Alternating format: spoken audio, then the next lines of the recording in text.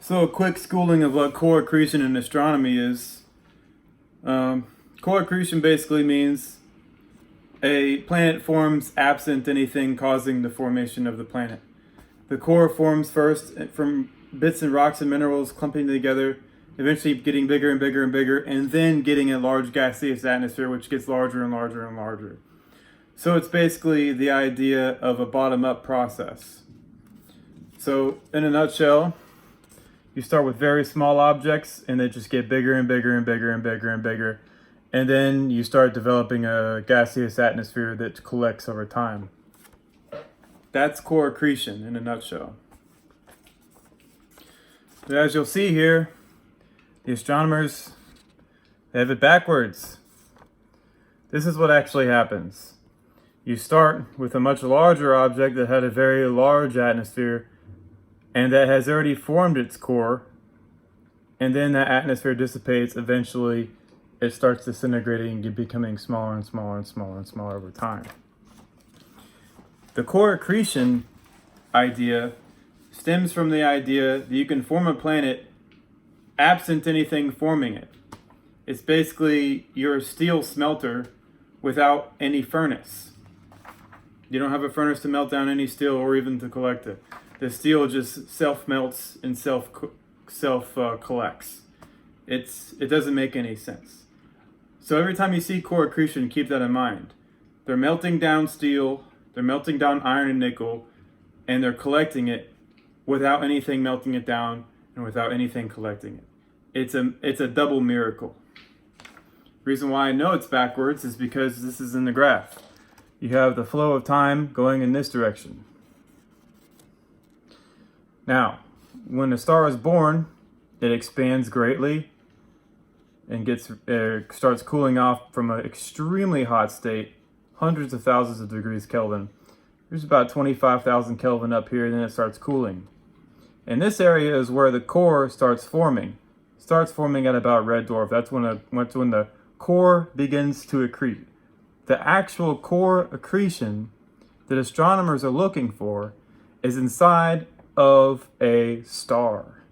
The star is what accretes the core of a planet, and then it goes in this direction. Eventually, all that material that's layered onto the star is differentiated onto the core, and it forms the planet over many billions of years. So the process goes like that. What astronomers are telling you is that it goes like this. You have dead moons, dead rocks, start up here, and then they all collect together, and they go backwards. They go back in time.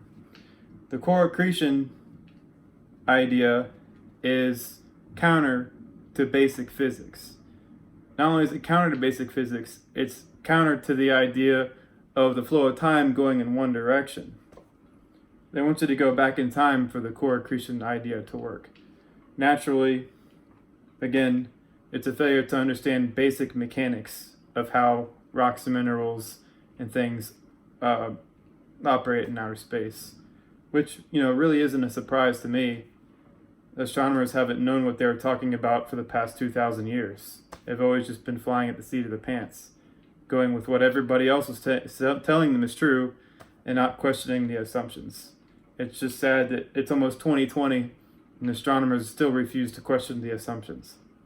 And the assumption is the idea that a star and a planet are mutually exclusive. They're not. The star is the hot young planet, and it forms its core internally, which then eventually is exposed as the gaseous atmosphere dissipates, and after having formed various stages of the star's evolution, after having been passing through multiple stages of a star's evolution. What this means, people, is that when you look out at the sky, you're mostly seeing these really bright blue stars, the ones that shine really, really bright, and the white ones. Those stars are very, very small in population. They're just so bright and big that you can see them. But as you move down this, you're going to get more and more and more and more of these objects. These objects no longer shine externally like the younger ones do. But unfortunately, astronomers have classified these as being mutually exclusive of their older counterparts. And that basically is the problem. The core accretion idea rests on miracles and assumptions that were never questioned. All right, guys. So hopefully I clear that up, because there were some people that were, they were unsure about what's happening, what this all means. So I just wanted to throw that out there. That way they can, peer through. They can see through the astronomers and their fancy wordplay and all that good stuff, or should I say bad stuff? Good stuff, bad stuff. Who knows? Only time will tell.